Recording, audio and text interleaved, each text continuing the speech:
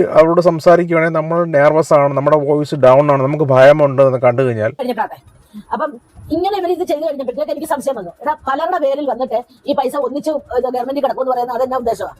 നമ്മുടെ നാട്ടിൽ ഇപ്പോഴും ഡിജിറ്റൽ അറസ്റ്റിൻ്റെ പേരിൽ കയ്യിൽ നിന്ന് പണം പോകുന്നവർ ഉണ്ട് എന്ന് കേൾക്കുമ്പോൾ വളരെ സങ്കടം തോന്നുന്നു.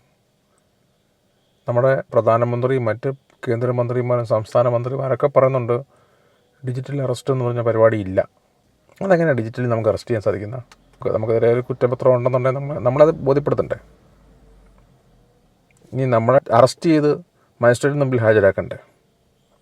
ചുമ്മാ ക്യാമറ വെച്ചിട്ട് നമ്മളെ ക്യാമറയിൽ കൂടെ അറസ്റ്റ് ചെയ്യാൻ മതിയോ? ഇനി അറസ്റ്റ് ചെയ്താൽ പോലും പൈസ മേടിച്ചിട്ട് അതെങ്ങനെ അറസ്റ്റ് എങ്ങനെ ഒഴിവാക്കി കൊടുക്കുന്നത്? വാർത്ത കേൾക്കാത്തവരും സോഷ്യൽ മീഡിയയിലൊന്നും അധികം ഇൻവോൾവ്മെൻറ്റ്സ് ഇല്ലാത്തവരും പത്രം വായിക്കാത്തവരൊക്കെ ആയിരിക്കും ഒരു പക്ഷേ ഇങ്ങനെയുള്ള പരിപാടിയിൽ പോയിപ്പെടുന്നത്. നമ്മുടെ ചുറ്റും നടക്കുന്ന കാര്യങ്ങളെക്കുറിച്ച് നമുക്ക് കൂടുതൽ ശ്രദ്ധ വേണം. ഇന്നും ഇത് സംഭവിച്ചിരുന്നു ഇന്ന് വാർത്ത കണ്ട കാര്യമാണ്. ഒരു പ്രത്യേക സ്ത്രീ, എനിക്കൊന്ന് പ്രായം അവരെ കുറച്ചുകൂടെ അത് കൺവിൻസ് ആക്കാൻ സാധിക്കും. ഇവരുടെ പ്രത്യേകം വെച്ചാൽ ഇവർ നമ്മളെ ഫോണെടുത്ത് നമ്മളൊരു 1 മിനിറ്റ് അവരോട് സംസാരിക്കുകയാണെങ്കിൽ നമ്മൾ നെർവസ് ആണ്, നമ്മുടെ വോയിസ് ഡൗൺ ആണ്, നമുക്ക് ഭയമുണ്ട് എന്ന് കണ്ടു കഴിഞ്ഞാൽ ഇവരുടെ വോയിസ് ഹൈ ആക്കുകയും എവിടെയില്ലാത്ത നിയമങ്ങൾ നമ്മളോട് വളരെ ശക്തമായ രീതിയിൽ സംസാരിക്കുക. അവരുടെ യൂണിഫോമിലൊക്കെ ആയിരിക്കും ഇവർ സംസാരിക്കുന്നില്ല. ഇപ്പം ഇത് കേൾക്കുമ്പോൾ ഭയപ്പെടുന്ന ചില ആൾക്കാരുണ്ട്. വലിയ ലോകപരിചയമൊന്നും ഇല്ലാത്ത ആൾക്കാർ, വൃദ്ധകളായ ആൾക്കാർ. വൃദ്ധന്മാരെക്കാളും കൂടുതൽ വൃദ്ധയായ സ്ത്രീയാകുമ്പോൾ കുറച്ചുകൂടെ കൺവിൻസ് ആക്കാൻ എളുപ്പമായിരിക്കും അവർക്ക് മറ്റ് ലോകമായിട്ടൊന്നും ബന്ധമില്ലെങ്കിൽ. അല്ലെന്നുണ്ടെങ്കിൽ നമുക്കിങ്ങനെ വന്നു കഴിയുമ്പോൾ നമ്മുടെ കസിൻസിനെ ആരെങ്കിലും വിളിച്ച് ചോദിക്കാം, ഫ്രണ്ട്സിനെ ആരെങ്കിലും വിളിച്ച് ചോദിക്കാം. നമുക്കങ്ങനെ സംശയം ഉണ്ടെന്നുണ്ടെങ്കിൽ സംശയം പോലും ഇല്ലാതെ അവർ 1.5 ദിവസം ഡിജിറ്റൽ അറസ്റ്റിലായിരുന്നു. നമ്മുടെ തൃശ്ശൂർ, ഈ കേരളത്തിൽ നടന്ന കാര്യമാണ്. പാലക്കാട് തൃശൂർ മേലൂർ സ്വദേശിയായ വീട്ടമ്മയെ ഡിജിറ്റൽ അറസ്റ്റ് ചെയ്ത് പണം തട്ടിയെടുത്തു. 1.5 ദിവസം വീട്ടമ്മയെ ഓൺലൈനിൽ വീഡിയോ കോളിൽ ബന്ദിയാക്കിയാണ് പണം തട്ടിയത്. അവധം എന്ന് പറയുന്ന ഒരാളുടെ പേര് മാത്രമുണ്ട്, അല്ലാണ്ട് വേറെ ഒന്നുമില്ല. ഉള്ളി നമ്പർ UPI നമ്പർ എന്ന് പറഞ്ഞ് തരുന്നുണ്ട്. അതിനകത്തോട്ട് ഞാൻ ട്രാൻസ്ഫർ ചെയ്ത് ഞാൻ ഇവിടെ നിന്ന് മടുത്തു. അപ്പൊ ഞാൻ പറഞ്ഞു, ഞാൻ എന്നെ കൊണ്ട് ചെയ്യാൻ പറ്റുന്നില്ല, ഞാൻ ആകെ ടയർഡായി, മെന്റലി ആൻഡ് ഫിസിക്കലി ടയർഡ് എന്ന് പറഞ്ഞു. ഞാൻ പറഞ്ഞു അച്ഛാ ശരി മാഡം, ഒരു കാര്യം ചെയ്യും, മാഡം റെസ്റ്റ് എടുത്തോ, ആഹാരം കഴിച്ചോ, റെസ്റ്റ് ചെയ്യേ, അത് കഴിഞ്ഞിട്ടാട്ടെ. അപ്പം ഇങ്ങനെ ഇവർ ഇത് ചെയ്ത് കഴിഞ്ഞപ്പോഴത്തേക്ക് എനിക്ക് സംശയം വന്നു. എടാ പലരുടെ പേരിൽ വന്നിട്ട് ഈ പൈസ ഒന്നിച്ച് ഗവൺമെന്റ് കിടക്കുമെന്ന് പറയുന്നത് അതെന്നാ ഉദ്ദേശമാണ്? അപ്പൊ വിവരങ്ങളുമായി തൃശ്ശൂരിൽ നിന്ന് ചേരുന്നത് സൂരജ് സച്ചിയാണ്. Suraj, good evening. ഇപ്പോ പ്രധാനമന്ത്രിയും ധനമന്ത്രിയും ഉൾപ്പെടെ പറഞ്ഞിട്ടുണ്ട് ഡിജിറ്റൽ അറസ്റ്റ് എന്നൊരു സംഭവമില്ല, അത്തരം കാര്യങ്ങൾ വരുമ്പോൾ അതിൽ പ്രതികരിക്കരുത്, ഭയപ്പെടരുത്, ആശങ്ക വേണ്ട എന്നൊക്കെ. പക്ഷെ എന്നാലും ഇത് രാജ്യത്തിന്റെ പലയിടങ്ങളിലും സംഭവിക്കുന്നു. ഇപ്പോ നമ്മുടെ നാട്ടിൽ അത് സംഭവിച്ചിരിക്കുന്നു. വിവരങ്ങൾ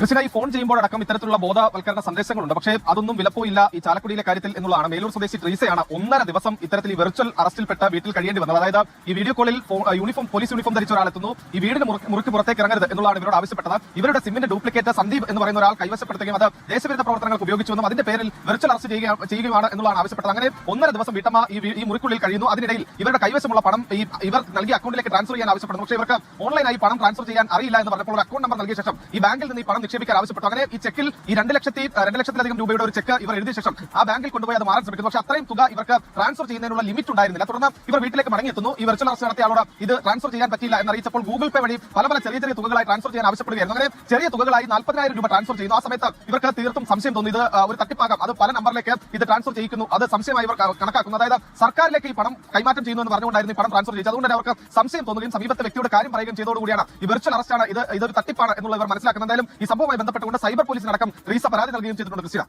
നമ്മുടെ നാട്ടിൽ ആലോചിക്കുക, ഒരാളെ പറ്റിച്ച് എങ്ങനെ ജീവിക്കാം? ഞാൻ മനസ്സിലാക്കി നമ്മൾ കാണുന്ന സൊസൈറ്റിയിൽ ഒരു 100 പേർ, നമ്മുടെ ക്രൗഡിൽ നിൽക്കുന്ന 100 പേർ എടുത്തു കഴിഞ്ഞാൽ ആ ക്രൗഡിൽ 10 പേരും നമ്മളെ പറ്റിച്ചെങ്ങനെ നമ്മുടെ ധനം കൊണ്ടുപോകാം, അല്ലെങ്കിൽ നമ്മുടെ സ്വത്തുക്കൾ കൊണ്ടുപോകാം എന്ന് ചിന്തിക്കുന്നവരാണ് 100ൽ 10 പേര്. ആ 10 പേര് നമുക്കറിയത്തില്ല, വെൽ ഡ്രസ്ഡ് ആയിരിക്കാം, ജെന്റിൽമാനായിട്ടായിരിക്കും ബിഹേവ് ചെയ്യാൻ അറിയാവുന്നൊരു വ്യക്തിയെ നമ്മൾ സൂക്ഷിക്കണം. അയാളുടെ ഒരു ക്യാരക്ടറാണ്, നോ പ്രോബ്ലം. അയാളൊരു വൃത്തികെട്ടവൻ ക്യാരക്ടറാണ്, ഇയാൾ നല്ല മനുഷ്യനായിട്ട് ക്യാരക്ടർ നമുക്കറിയാം.